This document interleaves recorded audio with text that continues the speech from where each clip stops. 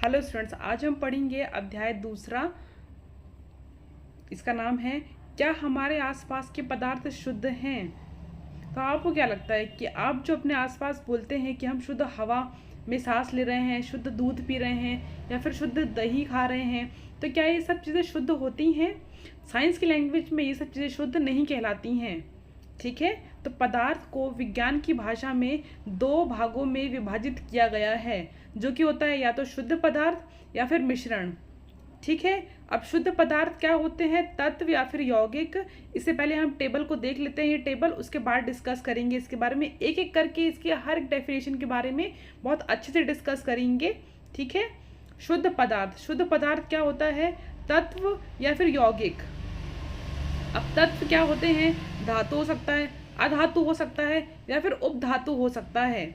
और वहीं अगर हम मिश्रण की बात करें तो मिश्रण दो प्रकार के होते हैं, समांगी मिश्रण और विसमांगी मिश्रण। समांगी मिश्रण के अंदर आता है विलयन और विसमांगी मिश्रण के अंदर आता है कोलाइडल्स और निलंबन।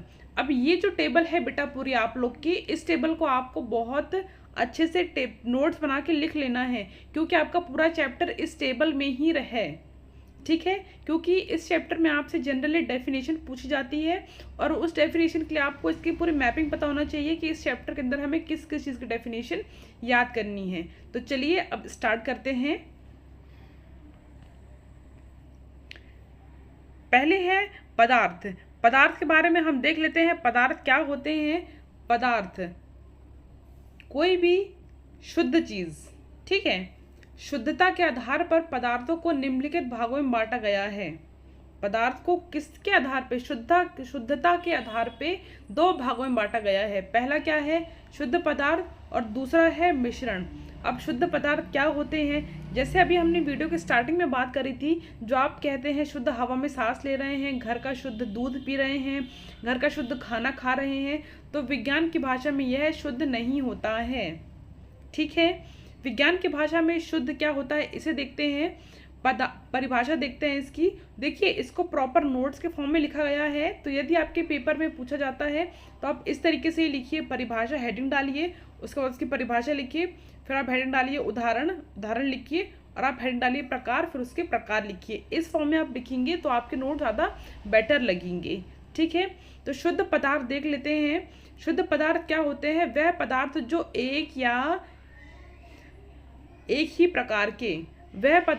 एक ही प्रकार के कणों से मिलकर बने होते हैं, है ना, और उनकी संरचना कैसी होती है और उनके गुण कैसे होते हैं? सामान्य होते हैं। तो इस प्रकार के पदार्थ क्या कहलाते हैं? शुद्ध पदार्थ। जैसे एग्जाम्पल के लिए हम ले सोना। यदि हम कहें कि सोने की चेन है, चांदी की पायल है, तो उसमें सोने की चेन में पूरे के पूरे परमाणु एक ही प्रकार के होंगे, वो होंगे सोने के, गोल्ड, जिसका सिंबल होता है AU। ठीक है, हम कैसे डिनोट करते हैं गोल्ड को हम डिनोट करते हैं AU से। अभी आप लोग बाद में पढ़ेंगे कि सब क्या होता है। वैसे ही हम सिल्वर को डिनोट करते हैं AG से। ठीक है, और कॉपर के तारे लगे होते हैं घरों में, अगर उसमें भी केवल कॉपर ही कॉपर है तो वह भी एक शुद्ध पदार्थ कहलाएगा।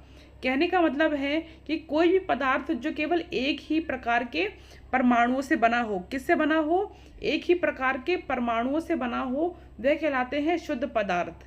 अब शुद्ध पदार्थ भी दो प्रकार के होते हैं। कौन कौन से पदार्थ होते हैं? तत्व और यौगिक। ठीक है, तो इनके बारे में देख लेते हैं, तत्व और यौगिक क्या होते हैं। देखिए, पहले हम डिस्कस करेंगे तत्व। तो बेटा, तत्व को किस प्रकार से हम परिभाषित कर सकते हैं कि तत्व पदार्थ का वह मूल्य रूप है। वह क्या है? मूल्य रूप, जिसे रासायनिक प्रक्रिया द्वारा अन्य सरल पदार्थों में विभाजित नहीं किया जा सकता। मतलब कि वह मूल पदार्थ, कोई भी पदार्थ का मूल भाग, जैसे घर का मूल क्या होता है?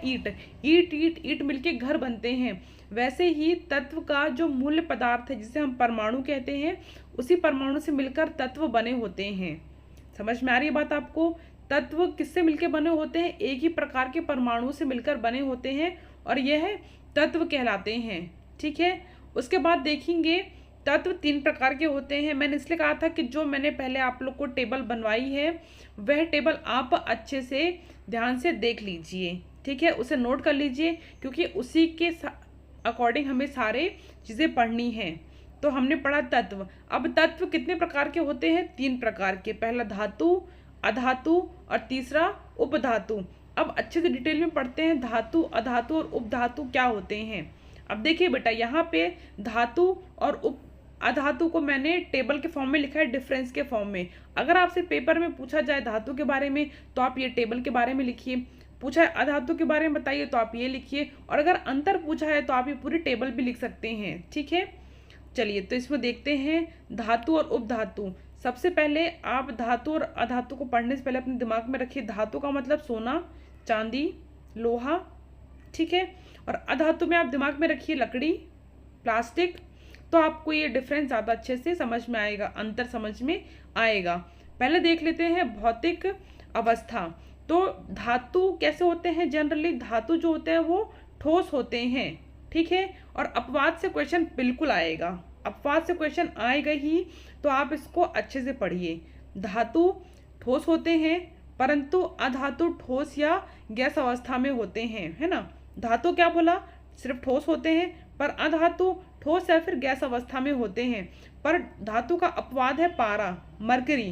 जो थर्मामीटर देखा है आपने, नापते ना बुखार मुंह में रख के इस तरीके से, तो उसमें जो बढ़ता है लिक्विड, क्या है वो? मरकरी है। थर्मामीटर में क्या होता है अंदर? Liquid, mercury. पर वह भले ही द्रव है, पर वह द्रव होने के बाद भी एक धातु है। ठीक है, तो कौन सा है इसका अपवाद? पारा, मरकरी, जिसका सिंबल होता है Hg। शॉर्ट फॉर्म कैसे लिखते हैं? Hg। ये अपवाद है।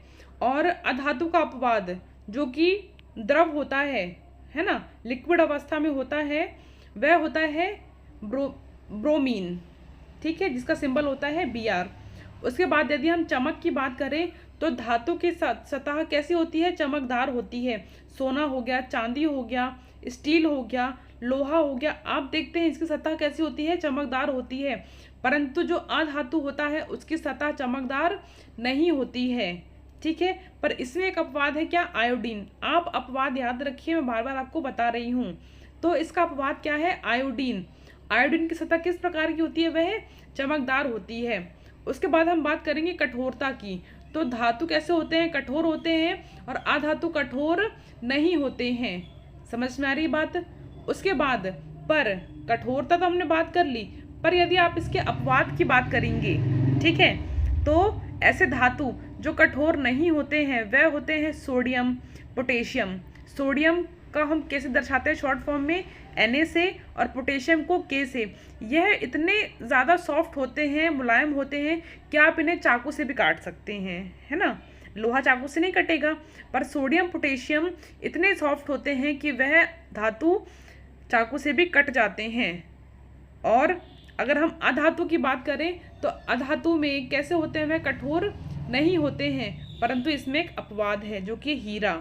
अब हीरा किससे बना होता है? कार्बन से मिलके बना होता है। ठीक है, कार्बन का एक अवरूप होता है। और हीरा कैसा होता है? बहुत कठोर होता है। हीरा जो पहनते हैं वह बहुत कठोर होता है, और ये अधातु में एक अपवाद है। उसके बाद हम बात करेंगे बेटा गलनांक की। तो देखिए, जो कठोर है, ठोस है, वह गलने में टाइम लगेगा, मतलब तापमान उसको ज़्यादा देना पड़ेगा, और इसे उबालने में भी टाइम लगेगा, तो तापमान ज़्यादा हमें देना पड़ेगा। इसलिए हम कह रहे हैं कि जो गलनांक और क्वथनांक होता है वह धातु का अधिक होता है और अधातु का कम होता है। परंतु इसमें अपवाद है, किसमें? धातु में। धातु में गैलियम और सीजियम। गैलियम से अगर आप अपनी हथेली में भी लेंगे तो आपकी हथेली की गर्मी से वह पिघल जाएंगे। तो यह होता है अपवाद किसका?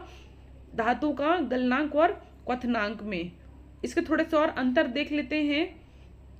तो अंतर की हम बात करें, ऊष्मा और विद्युत, है ना, इलेक्ट्रिसिटी और गर्मी। तो ऊष्मा और विद्युत का सुचालक होता है धातु। कैसे? आप खाना बनाते हैं, करछी को अगर आपने कढ़ाई में छोड़ दिया, थोड़ी देर बाद वो करछी गर्म हो जाएगी, अगर वो स्टील की है तो।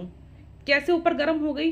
क्योंकि धातु है वो, और धातु ऊष्मा का सुचालक है, तो गर्मी वहाँ ऊपर तक पहुँच जाती है। पर ये अगर आप लकड़ी की करछी रख देंगे तो लकड़ी के ऊपर गर्म नहीं होगी। वैसे ही आप तवा लेते हैं, तवा के में किनारे हैंडल में क्या लगा होता है, प्लास्टिक लगा होता है।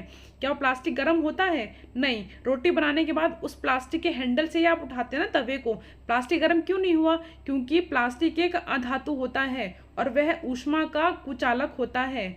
उसी प्रकार से अगर हम विद्युत की बात करें, मतलब इलेक्ट्रिसिटी जो अपनी तारों में बहती है, तो इलेक्ट्रिसिटी के लिए भी धातु कैसा होता है, सुचालक होता है। जो हमारे घरों में तार लगी होती है, कॉपर की लगी होती है ना, सोना चांदी की नहीं लगाएंगे क्योंकि वो बहुत महंगा होता है, उसको नहीं लगा सकते, ठीक है।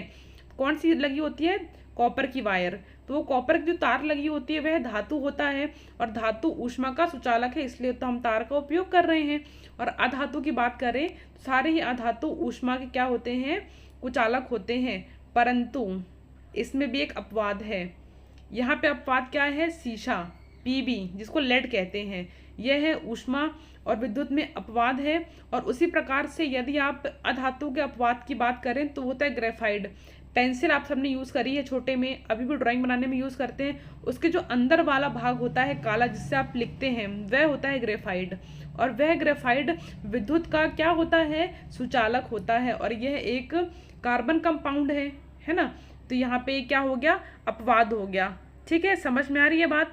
उसके बाद अगर हम बात करें आघातवर्ध्यता, मतलब कि किसी भी पदार्थ को अगर आप पीट पीट के पतली चादर बना दें तो वह क्या कहलाता है, आघातवर्ध्य, है ना। एक नंबर में पूछता है कि आघातवर्ध्य क्या होता है और तन्यता क्या होती है। तो आपको पता होना चाहिए, जो धातु होते हैं हम उन्हें पीट कर पतली चादर में बदल सकते हैं, परंतु अधातुओं को नहीं बदल सकते। तन्यता का मतलब होता है पतली तार में बदलना। तो अगर हम धातु की बात करें तो उनको पतली तार में बदला जा सकता है, परंतु अधातु को नहीं बदला जा सकता। और ध्वनिक की बात करें, जैसे आप देखिए बर्तन अगर गिर जाए तो छन से आवाज आती है, स्कूल की घंटी बजती है टन टन टन टन टन, एक ऐसी जो आवाज आती है छन, इस प्रकार की आवाज कहलाती है ध्वनिक। और धातु में यह आवाज आती है, परंतु अधातु में आप लकड़ी को बजाएंगे तो ऐसी कोई आवाज नहीं आएगी। तो ये हो गए सारे धातु और अधातु के अंतर, ठीक है। उसके बाद हम देख लेते हैं उपधातु क्या होते हैं। उपधातु होते हैं बेटा वह पदार्थ या फिर वह तत्व जो धातु और अधातु दोनों के ही गुणों को दर्शाते हैं, वह क्या कहलाते हैं, उपधातु कहलाते हैं। और इसके अगर आप एग्जाम्पल देखेंगे तो क्या हो जाएगा, ब्रोमीन, सिल्वर, सिलिकॉन, ठीक है, ये इसके एग्जाम्पल हो जाएंगे। अब हम बात करते हैं यौगिक क्या होते हैं। यह भी शुद्ध पदार्थ ही कहलाते हैं। शुद्ध पदार्थ हमने अंदर तत्व पढ़ लिया, अब पढ़ेंगे यौगिक क्या होते हैं। यौगिक होते हैं जहाँ परमाणु एक निश्चित अनुपात में हमेशा रहते हैं।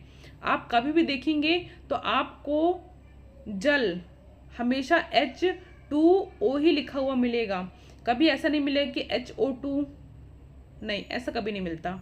या फिर आप बोलो नहीं H2O2 बना देते हैं फॉर्मूला जल का, तो ये कभी नहीं होगा, आपको हमेशा H2O ही देखने मिलेगा।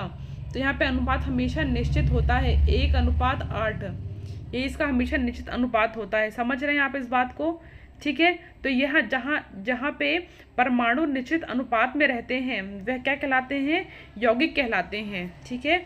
इसकी परिभाषा देख लेते हैं। वह पदार्थ दो या दो से अधिक तत्व के नियत अनुपात, नियमित निश्चित अनुपात से होंगे, वहाँ पे इस बात को आप ध्यान रखिएगा, ठीक है। निश्चित अनुपात में संयोगिक रहते हैं, संयोजन करके रहते हैं, वह कहलाते हैं यौगिक। और एग्जाम्पल आपने देखा है जैसे H2O जल, CO2 carbon dioxide gas, HCl hydrochloric acid, H2SO4 sulphuric acid और NaCl सोडियम क्लोराइड, इस तरह के इसके कुछ एग्जाम्पल हैं, ठीक है। उसके बाद बेटा अब हम पढ़ेंगे कि मिश्रण क्या होते हैं। मिश्रण होता है जो तत्व या फिर यौगिक किसी भी अनुपात में मिक्स हो जाएं। जैसे आपने ग्लास में पानी लिया, उसमें आप 1 चम्मच नमक डाल दो, 2 चम्मच नमक डाल दें, और उसमें मिट्टी भी डाल दें, चीनी भी डाल दें, जो आपका मन करे सब डाल दीजिए और वो बन जाएगा आपका एक मिश्रण, मिक्सचर, ठीक है। जैसे मिश्र नमकीन खाते हैं, भेल खाते हैं, जो मन किया, नींबू, मूंगफली सब डाल दिया, तो इस प्रकार की चीज़ें हो जाती हैं मिश्रण, ठीक है। अब मिश्रण के यदि आप परिभाषा देखना चाहें तो उसमें क्या होता है, 2 या 2 से अधिक तत्व या फिर यौगिक जो किसी भी अनुपात में मिल जाते हैं वह कहलाते हैं मिश्रण। जैसे वायु, आप जो सांस ले रहे हैं, क्या है, क्या सिर्फ वहाँ पे ऑक्सीजन प्रेजेंट है? क्या आपको लगता है सिर्फ वहाँ पे O2 है? नहीं, ऐसा तो नहीं है। वहाँ पे ऑक्सीजन भी है, कार्बन डाइऑक्साइड है, सल्फर गैसेज हैं, नाइट्रोजन गैसेज हैं। तो वायु भी हमारी एक मिश्रण कहलाता है, वायु भी। ठीक है, इसी प्रकार से अगर आप, मैंने बताया ना, जल में नमक मिला दें, वह भी एक मिश्रण का उदाहरण हो जाएगा। ठीक है, अब हम देखेंगे मिश्रण के प्रकार। तो मिश्रण कितने प्रकार के होते हैं? 2 प्रकार के।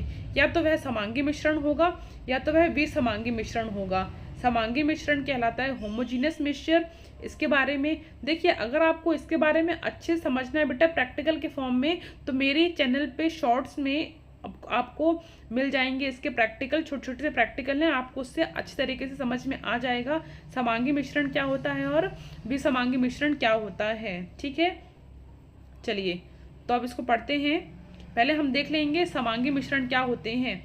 समांगी मिश्रण इस प्रकार के मिश्रण होते हैं जहाँ पे सामान्य संगठन होता है और विभिन्न अवयवों के बीच कोई स्पष्ट सीमाएं नहीं होती हैं, है ना। जैसे कि उदाहरण समझते हैं इसको, क्या हमने बोला, जल और चीनी या फिर जल और नमक। आपने ग्लास लिया, उसमें जल था, उसमें आपने चीनी मिला दी। ठीक है, तो क्या आपको ऐसा लग रहा है कि यहाँ पे अलग चीनी की लेयर बन गई, फिर नीचे पानी आ गया, फिर अलग चीनी की लेयर बन गई? ऐसा नहीं होता। मतलब यहाँ पे क्या है, कोई अलग अलग सीमाएं नहीं बनती हैं। ठीक है, तो यही इसकी परिभाषा है कि जहाँ पे सामान्य संगठन होता है, अगर आप पानी पिएंगे मीठा पानी, तो आपको पूरा पानी मीठा लगेगा। क्यों? क्योंकि उसमें एक सामान्य संगठन है और इसी प्रकार से उसमें कोई सीमाएं अलग अलग नहीं दिखती हैं। और इसके उदाहरण भी आप देख सकते हैं।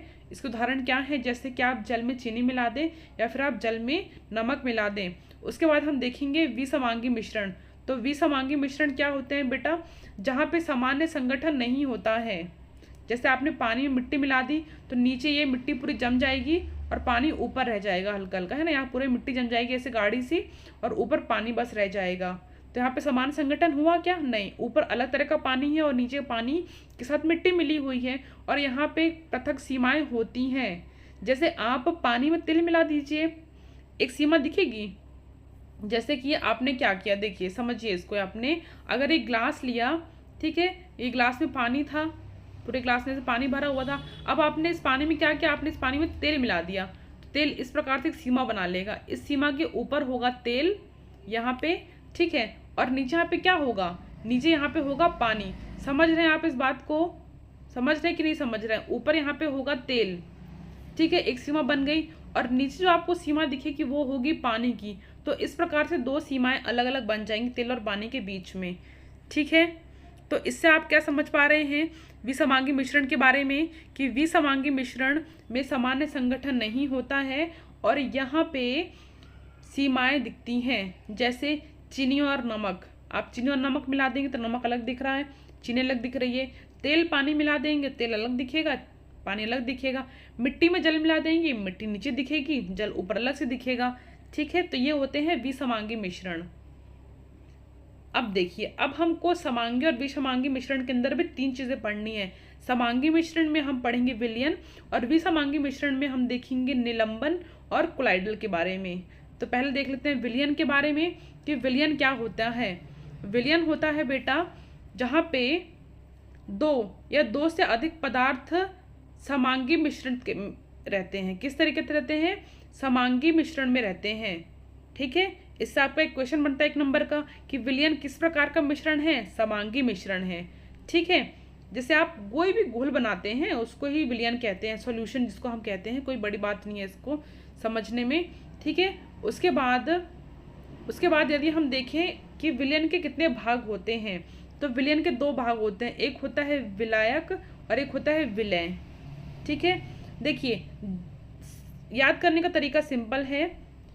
जो बड़ा दिख रहा है आपको, जिसकी स्पेलिंग बड़ी दिख रही है वह ज़्यादा होगा, जो छोटा दिख रहा है स्पेलिंग में वो कम होगा। ठीक है, जैसे आपने पानी लिया, पानी में चीनी मिलाई, तो पानी आपका ज़्यादा है तो क्या बन जाएगा? विलायक, और चीनी कम है तो वो बन जाएगी विलय।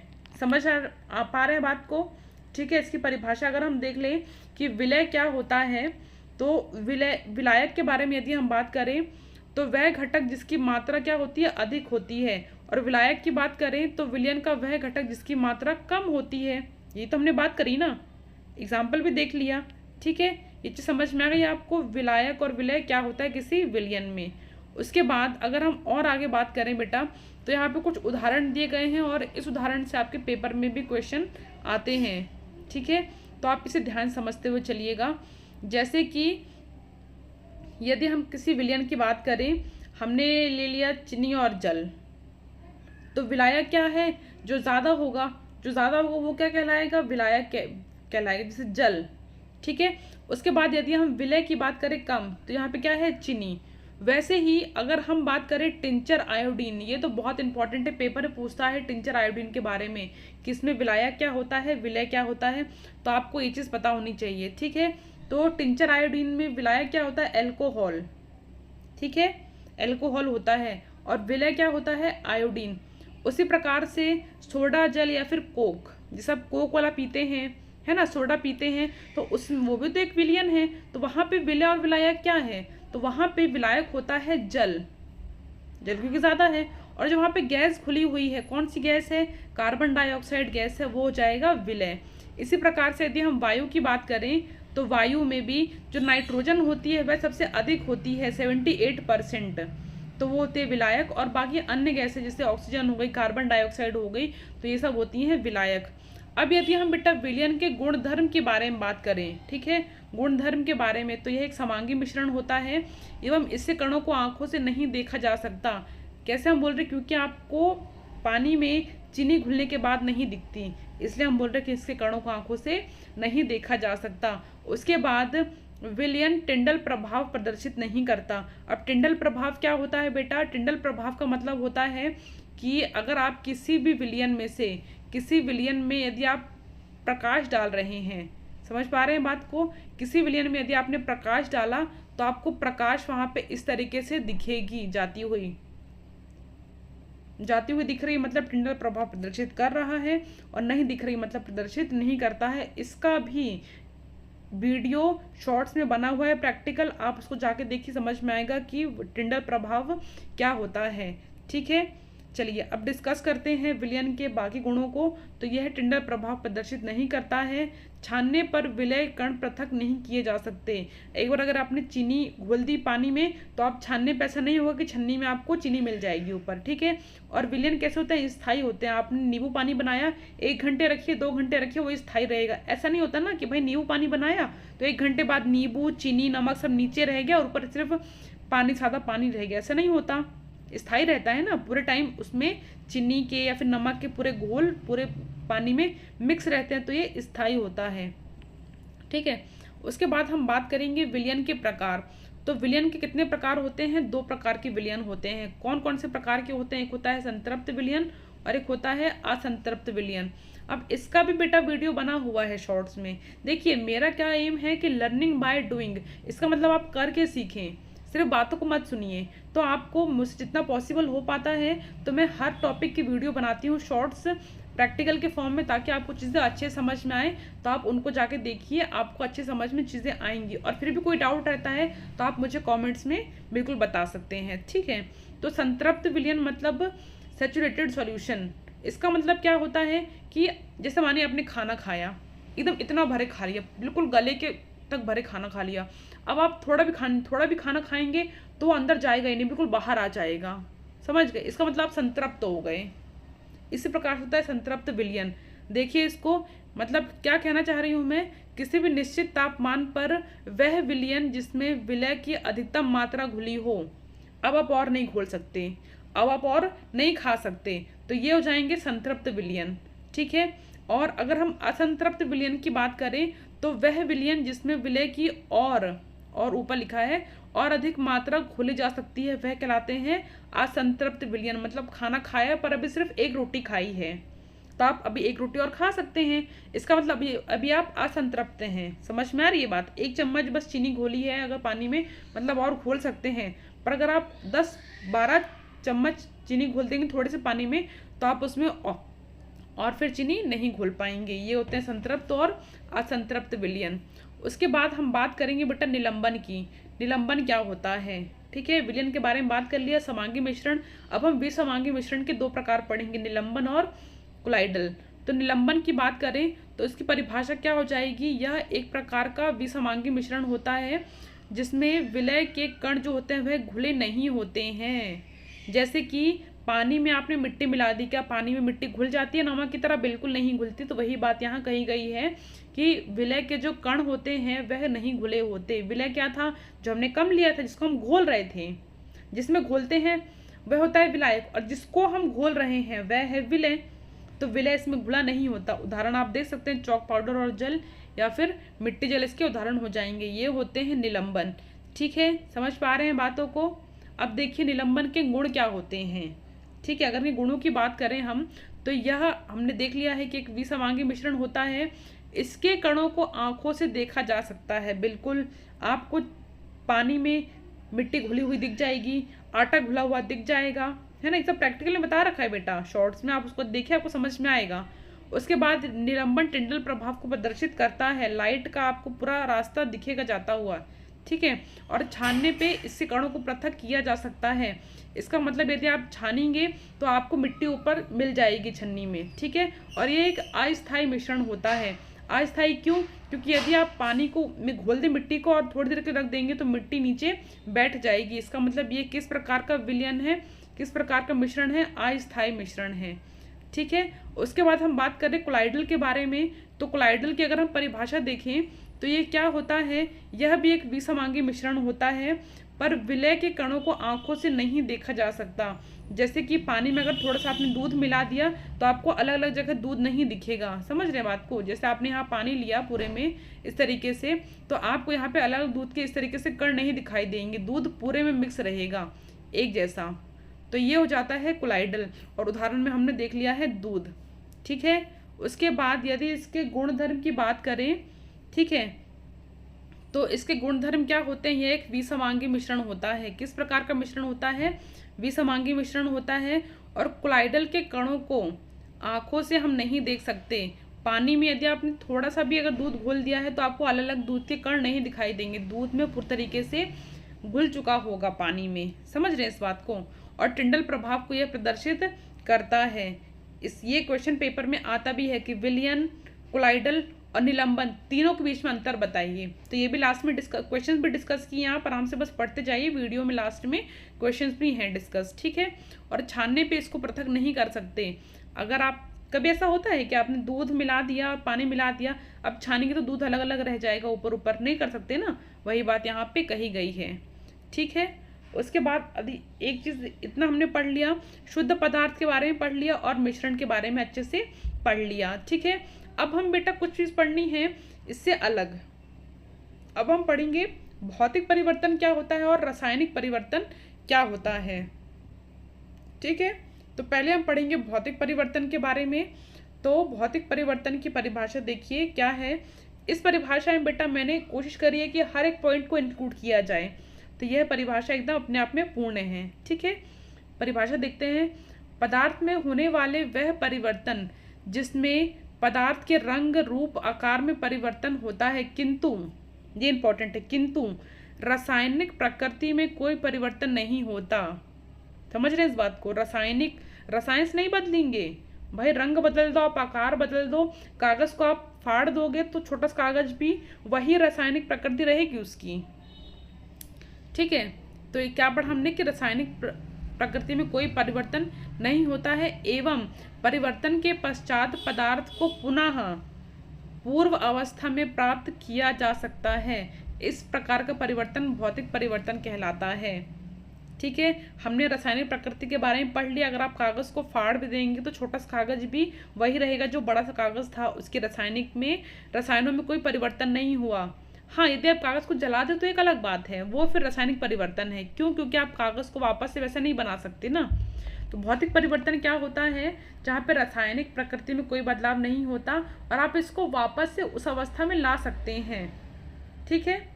जैसे अवस्था में लाने का एग्जाम्पल कैसे पढ़ेंगे आप? जैसे आपने बर्फ ली, ठीक है, बर्फ को पिघला दिया तो पानी बन गया, अवस्था में परिवर्तन हो गया, पर उस पानी को वापस से आप जमाएंगे तो वापस से बर्फ बन जाएगा ना। तो इस प्रकार के परिवर्तन कहलाते हैं भौतिक परिवर्तन। जैसे हमने उदाहरण इसका देखा है। उदाहरण क्या है?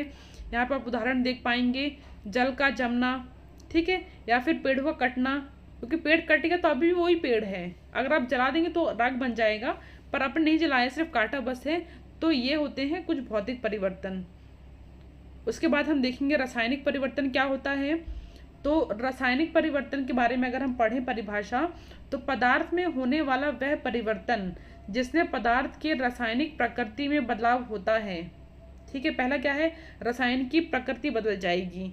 उसके बाद एवं परिवर्तन के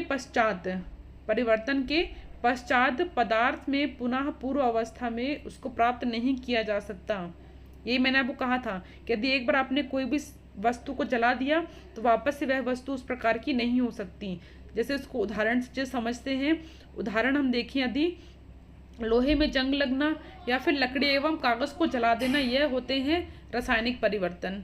ठीक है, उसके बाद देखिए टिंडल प्रभाव, ये सब प्रश्न पेपर में पूछे गए हैं। टिंडल प्रभाव की परिभाषा क्या होती है। तो टिंडल प्रभाव की यदि परिभाषा को हम देखना चाहें तो प्रकाश के किरण का फैलना टिंडल प्रभाव कहलाता है। ठीक है, जब प्रकाश की किरणें किसी कोलाइडल या फिर निलंबन से गुजरती हैं तो प्रकाश का प्रकीर्णन होता है। प्रकीर्णन मतलब प्रकाश का फैलना। ठीक है, प्रकाश का प्रकीर्णन होता है और इसी से प्रकाश का मार्ग दिखाई देने लगता है। समझ रहे हैं इस बात को। जैसे कि क्या मैंने बताया, यहाँ पे टॉर्च ली गई है, एक टॉर्च से प्रकाश डाली तो यहाँ पूरा इस तरीके से एक पाथ आपको दिखेगा टॉर्च का जाता हुआ, है ना। तो ये कहलाता है टिंडल प्रभाव। टिंडल प्रभाव एक इम्पॉर्टेंट टॉपिक है ये। ठीक है, तो टिंडल प्रभाव के बारे में एक बहुत इंपॉर्टेंट टॉपिक है, ये पेपर में आता है बेटा। तो आप इनकी परिभाषा देखिए, इस चैप्टर में परिभाषा ही महत्वपूर्ण है। परिभाषा पूछते हैं कि कोलाइडल क्या होता है, निलंबन क्या होता है, टिंडल प्रभाव क्या होता है, शुद्ध पदार्थ क्या होते हैं, तत्व क्या होते हैं, यौगिक क्या होते हैं। तो आपको परिभाषा याद करनी है और इनके उदाहरण को याद करना है। ठीक है, ये चीज़ समझ में आई अच्छे से।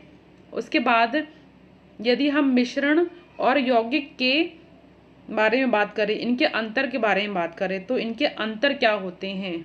ठीक है, तो यदि इनके अंतर देखें मिश्रण का और यौगिक का, तो मिश्रण क्या होता है बेटा, मिश्रण में अवयवी पदार्थों का अनुपात अनिश्चित होता है। मैंने आपसे पहले कहा था, जल में आपने पानी मिलाया है ना, जल में आपने मिला दिया चीनी, ठीक है, जल में मिला दिया नमक, तो क्या उसमें कोई निश्चित अनुपात है, नहीं है ना। वैसे ही अगर आप यौगिक की बात करें तो यौगिक में निश्चित अनुपात रहता है। H2O, मैंने बताया था जल में H2O अनुपात हमेशा निश्चित रहेगा, 1:8 हमेशा निश्चित रहेगा। उसी तरह से अगर हम दूसरा पॉइंट देखें तो यहाँ पे क्या होता है, मिश्रण का निश्चित स्वरूप नहीं होता है, कोई भी निश्चित इसका सूत्र नहीं होता है, परंतु यौगिक जो होते हैं उनका निश्चित सूत्र होता है ना। जैसे आपने H2O, CO2, तो ये निश्चित इनका कोई है सूत्र, पर आप चीनी और जल क्या सूत्र बनाएंगे, सब कोई सूत्र नहीं बनता इसका। वैसे ही अगर इनमें देखे जाएं तो अवयवी पदार्थ के गुणधर्म मिश्रण में विद्यमान होते हैं। मतलब कि जल लिया और आपने नमक लिया, तो इससे जो आपका मिश्रण बना है उसमें जल के भी गुण होंगे और नमक के भी गुण होंगे, वो खारा लगेगा पीने में आपको। ठीक है, परंतु यदि हम यौगिक की बात करें तो इसमें गुणधर्म जो रहते हैं तत्वों के, वह विद्यमान नहीं रहते। आपने एक बार यौगिक बना दिया, जैसे कि अगर हम इसका एग्जाम्पल से समझे, देखिए अगर हम यौगिक को समझे कि पानी किस तरीके से बनता है, जल बनता है H2 + O2 ऑक्सीजन, और यदि आप गैस को मिला दें तो आपका क्या बनता है बेटा, H2O। अब देखो ये एक गैस अवस्था है, अब इसको समझना, ठीक है, गैसीय अवस्था में है। और ऑक्सीजन गैस जो होती है वह भी किस अवस्था में होती है, गैसीय अवस्था में होती है। दो अलग अलग गैसें हैं पर मिलके क्या बना रहे हैं, मिलके वह बना रहे हैं जल। देखिए बिल्कुल अलग पदार्थ बन गया। अब H2O में कोई गैस के गुण आपको नहीं मिलेंगे, समझ पा रहे हैं आपको। तो जिन तत्वों से मिलकर यौगिक बनता है तो यौगिक में कोई तत्वों के गुण नहीं रहते। ठीक है, उसके बाद लास्ट यदि हम बात करें उदाहरण की, तो उदाहरण में आप देखेंगे वायु एक मिश्रण है गैसों का, चीनी पानी या फिर चीनी में आप नमक मिला दें, और यौगिक में H2O, CO2, NaCl और O2, ये सब यौगिक के उदाहरण हो जाएंगे। उसके बाद यदि हम बात करें विलयन की, निलंबन की और कोलाइडल की, तो इनके बीच मैंने बताया था आपको अंतर भी आपको पेपर में आता है तो अंतर आप इसके देख सकते हैं कि विलयन एक क्या होता है, समांगी मिश्रण होता है, ठीक है। उसके बाद निलंबन एक विसमांगी मिश्रण है और कोलाइडल भी एक विसमांगी मिश्रण होता है। उसके बाद यदि विलयन के हम कणों की बात करें तो आपको आंखों से ये नहीं दिखता है, निलंबन में दिखता है और कोलाइडल में भी नहीं दिखता है, ठीक है। उसके बाद देखिए विलयन जो होता है वह स्थायी होता है और कोलाइडल भी स्थायी होता है, परंतु निलंबन कैसा होता है, अस्थायी होता है।